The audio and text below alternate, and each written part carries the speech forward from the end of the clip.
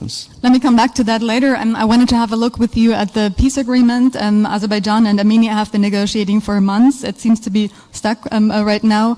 Can you shed some light on where you stand?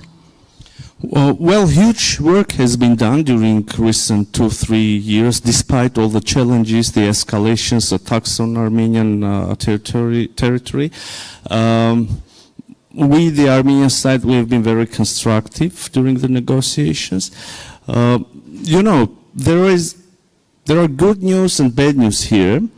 The good news is that we succeeded, we somehow managed to have some success with the Azerbaijani party. For instance, most recently we adopted the first ever legal document between the two countries. So we adopted the regulation on the joint work of the respective border commissions. So these commissions work on the delimitation of the border between Armenia and Azerbaijan. And in this document, we managed to agree that the basis of the delimitation process should be the Alma-Ata Declaration of 1991, which is quite an achievement. Not to overload you with the details, I would only say that among other things, Alma-Ata Declaration of 1991 stated that the parties, which are former Soviet Union republics, basically 12 of the 15 Soviet Union republics, they adopted this document. So according to this document, among other things, the republics recognized that the former administrative borders between them as Soviet Socialist republics now become internationally recognized interstate borders. So this means that we have a border with Azerbaijan, and while starting delimiting this border, we have a solid ground, solid basis. This is quite an achievement, but this was the good news. The bad news is that there are some other topics that we are negotiating around. For instance, the more comprehensive document, the peace treaty. So imagine we have a situation where we have an almost completed, finalized text of peace treaty. There is a draft. But we don't sign it. So the Azerbaijani side is reluctant to sign this peace document, peace agreement.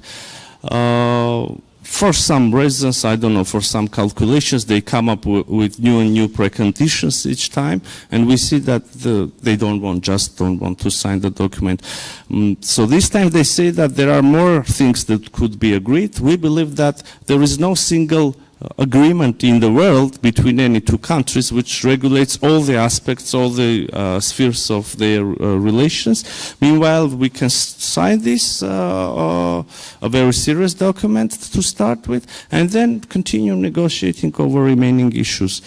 So we don't see this political will from Azerbaijani side. So in November, Baku will host the COP27, the climate conference. Do you think this could be a driver in accelerating the peace process? I hope so. I hope so, because if you remember, we supported Azerbaijani candidacy for having this COP29 event in Baku. And indeed, I really believe that there is a momentum, there is a real opportunity to close the page of conflict in our region, at least between Armenia and Azerbaijan, and open a new page of era of peace and cooperation. Why not? There, in our corner of the planet. But yeah, the reality is something else. So many Armenians are still worried about possible threats coming from Azerbaijan. How can you instill a sense of confidence in them that there will be a sustainable peace? Absolutely. There are serious concerns that Azerbaijan has further military plans regarding Armenia, has further plans regarding Armenia's territories.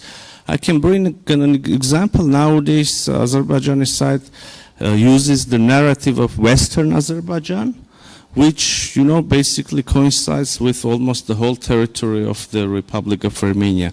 They assure us that this is not a territorial claim, but unfortunately the impression is completely different.